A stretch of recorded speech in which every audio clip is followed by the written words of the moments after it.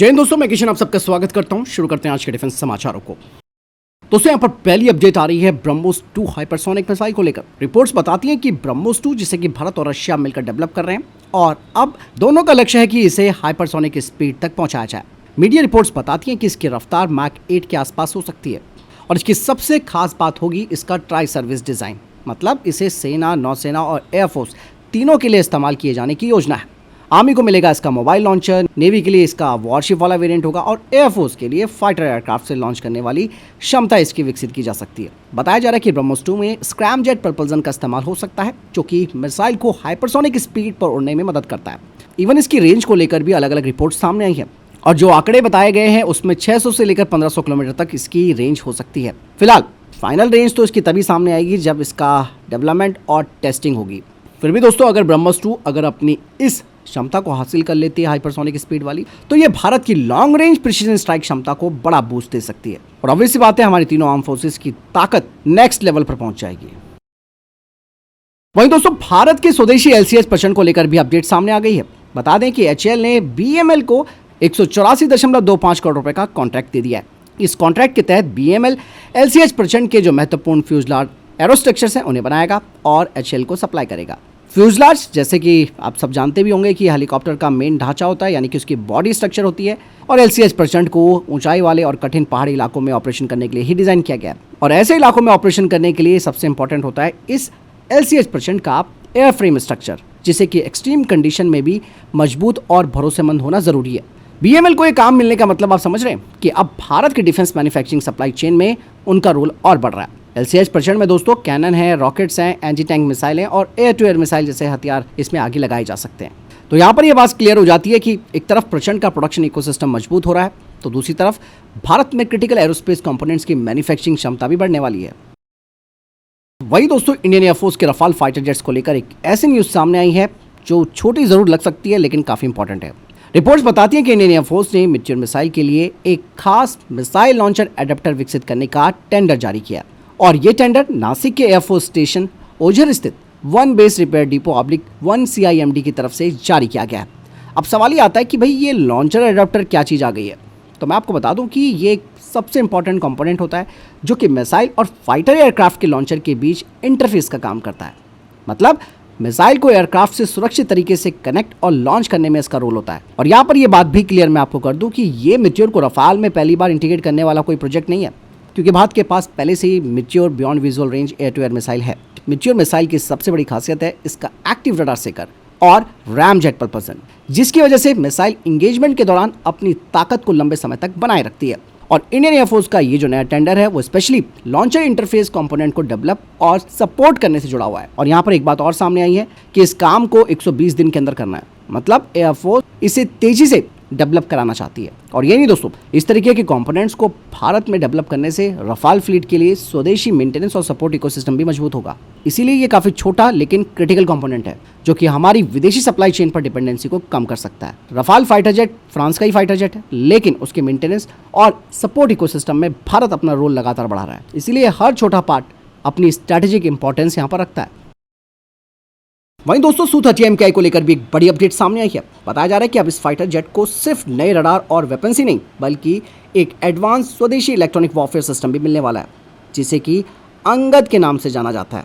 और सबसे बड़ी बात है, इस प्रोग्राम में अस्त्रा माइक्रोवेव प्रोडक्ट्स काफ़ी बड़ा रोल निभा रहा है।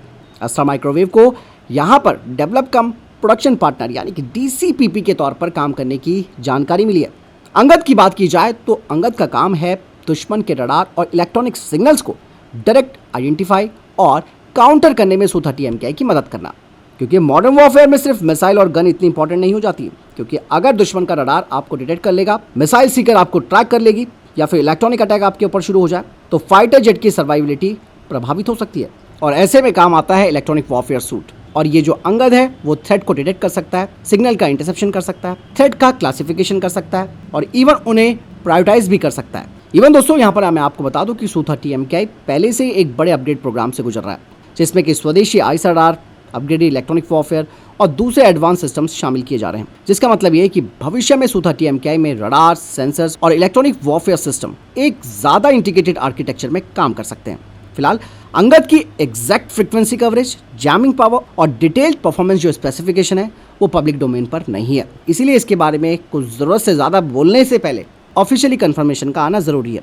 तो यहाँ पर मैं कहूँगा कि अगर अंगद सफल हो जाता है Su-30 MKI पर, तो Su-30 MKI को दुश्मन के इलेक्ट्रॉनिक थ्रेट्स के खिलाफ एक नई डिजिटल शील्ड मिल सकती है। वहीं दोस्तों ब्रह्मोस मिसाइल को लेकर एक और बड़ी अपडेट सामने आई है। रिपोर्ट्स बताती है कि इस मिसाइल का सबसे इंपॉर्टेंट हिस्सा यानी कि सीकर अब भारत में तैयार किया जा रहा है और इसका क्वालिफिकेशन प्रोसेस तेजी से आगे बढ़ रहा है और इस काम को कर रही है दोस्तों डेटा पैटर्न्स इंडिया। कंपनी के चेयरमैन और मैनेजिंग डायरेक्टर के मुताबिक ब्रह्मोस सीकर प्रोडक्ट तैयार हो चुका है, लेकिन फाइनल क्वालिफिकेशन, अप्रूवल्स और फ्लाइट ट्रायल्स का प्रोसेस चल रहा है। सबसे बड़ी खबर तो यहाँ पर यह है कि कंपनी को ये उम्मीद है कि फाइनेंशियल ईयर 2026 से 27 खत्म होने से पहले सीकर का ऑर्डर मिल सकता है। सीकर की बात की जाए दोस्तों तो ये आप समझिए मिसाइल की आंख होती है। इसके जरिए मिसाइल को टारगेट को डिटेक्ट और ट्रैक करने में मदद मिलती है, खासकर कि एंगेजमेंट के फाइनल फेज में, जिसका मतलब ये है कि मिसाइल की स्पीड और रेंज जितनी इंपॉर्टेंट है उतना ही इंपॉर्टेंट होता है कि वो टारगेट को सटीक तरीके से पहचाने और ट्रैक कर पाए। इसीलिए सीकर का क्वालिफिकेशन जो है वो काफी कठिन प्रोसेस माना जाता है। इसे फ्लाइट कंडीशन में हाई एक्सेलरेशन, वाइब्रेशन और टेम्परेचर चेंजेस जैसी कंडीशन में रिलायबल परफॉर्मेंस भी साबित करनी होती है और डेटा पैटर्न्स यहाँ पर ये कह रही है कि क्वालिफिकेशंस और अप्रूवल्स पूरे होने के बाद ही एक्सपेक्टेड कॉन्ट्रैक्ट आगे बढ़ सकता है। फिलहाल यहाँ पर मैं आपको अभी भी बताना चाहूँगा कि ऑर्डर कंफर्म नहीं हुआ है। कंपनी ने सिर्फ अपनी जो उम्मीद है वो बताई है और यहाँ पर जो एक्चुअल यानी कि रियल कॉन्ट्रैक्ट होगा वो डिपेंड करेगा क्वालिफिकेशन, ट्रायल्स और अप्रूवल्स पर।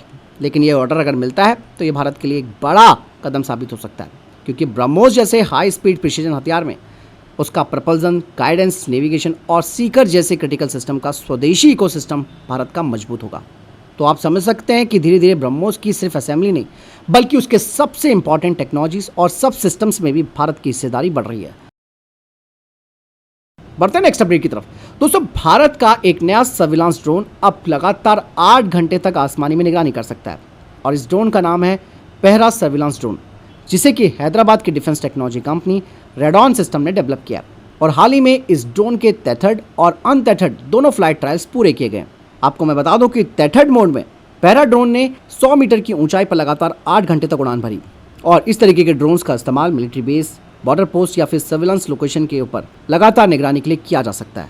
और इसका जो दूसरा वेरिएंट है वो है अनटेथर्ड, जिसके नाइट ट्रायल्स भी किए गए और इन ट्रायल्स में ड्रोन ने करीबन 500 मीटर AGL की ऊंचाई, लगभग 5 किलोमीटर ऑपरेशनल रेंज और करीबन 60 मिनट की फ्लाइट इंड्योरेंस डेमोस्ट्रेट और 60 मिनट की फ्लाइट इंड्योरेंस को डेमोस्ट्रेट किया।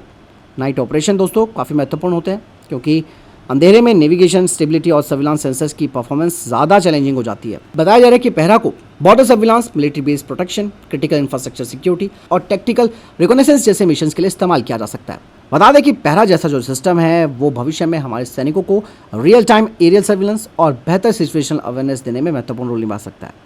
ड्रोन छोटा है लेकिन लंबे समय तक आसमान में नजर रख सकता है। वहीं दोस्तों वेस्ट बंगाल को लेकर एक बड़ी गंभीर खबर सामने आई है। बता दें कि वेस्ट बंगाल में एक पाकिस्तानी नेशनल को गिरफ्तार किया गया है। रिपोर्ट्स बताती हैं कि इसका नाम वहाब आलम है, जिसे कि स्पेशल टास्क फोर्स यानी कि STF ने हावड़ा में अरेस्ट किया। जांच एजेंसियों का आरोप है कि वो पाकिस्तान की इंटेलिजेंस एजेंसी ISI के लिए काम कर रहा था और उसे स्पेशली ईस्टर्न इंडिया में इंडियन आर्मी, नेवी और रेलवे से जुड़ी जानकारी जुटाने का काम दिया गया था। लेकिन दोस्तों कहानी यहाँ पर खत्म नहीं होती है। पूछताछ के दौरान कुछ बातें भी सामने आई है, जिसमें बताया जा रहा है कि आलम को कुछ समय के बाद बांग्लादेश वापस भागना था। रिपोर्ट्स बताती है कि बांग्लादेश में मौजूद जो ISI लिंक एजेंट है, जिसे कि पेवेल बताया गया है, वो से एक सुरक्षित घर उपलब्ध कराने वाला था और प्लानिंग ये थी कि कुछ समय बांग्लादेश रहने के बाद आलम को नई पहचान और नए असाइनमेंट के साथ वेस्ट बंगाल वापस भेजना था। जांच में एक और चौंका देने वाली बात सामने आई है। आरोप है कि आलम के एक लोकल एसोसिएट मोहम्मद इजाज ने उसके लिए फेक आधार, पैन और वोटर ID डॉक्यूमेंट्स बनवाने में मदद की थी। साथ ही आलम साल 2012 में नेपाल इंडिया बॉर्डर के जरिए, और बताया जा रहा है कि ये जो आलम है वो साल 2012 में इंडिया नेपाल बॉर्डर के रास्ते भारत में एंटर हुआ था और उसके बाद वो पश्चिम बंगाल के अलग अलग इलाकों में अपनी लोकेशन बदलता रहा।